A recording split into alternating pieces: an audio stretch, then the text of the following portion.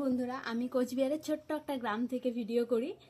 আর তোমরা অনেকেই বলো অনেক অনেক ভিডিও দিতে, আমার ফোনের একটু সমস্যা, তার জন্য আমি ভিডিও দিতে পারছি না। নেক্সট টাইম থেকে করার চেষ্টা করব।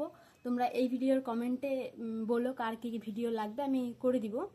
আর আরেকটা সমস্যা, ব্লাউজে অনেক লম্বা লম্বা দড়ি দিতে বলো, পরে তোমরা পাততে পারো না যে কিভাবে বাঁধবো।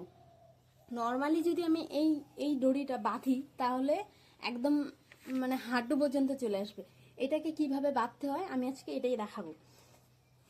এই যে এইভাবে বাঁধতে হয়, তোমরা অনেকেই মানে বুঝতেই পারো না এটা এটা কিভাবে বাঁধতে হয়। ভালো তো লাগে, এত লম্বা লম্বা দড়ি, পরে মানে বাঁধতে তোমাদের অনেক সমস্যা হয়।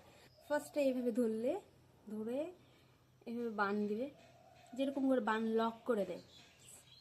একটা ফার্স্ট দিলে আবার আরেকটা দিলে, বাস এরকম ফুল টাইপের হয়ে গেল।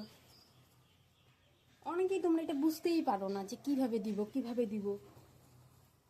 আর এখন মনে হচ্ছে হয়তো এই বানটা তো খুলবে না, না খুলে যায়, কারণ এটা সিল্ক টাইপের না, কাপড়টা খুলে যায়। এখন ভাববে সুতিরটা খুলবে না, না খুলবে।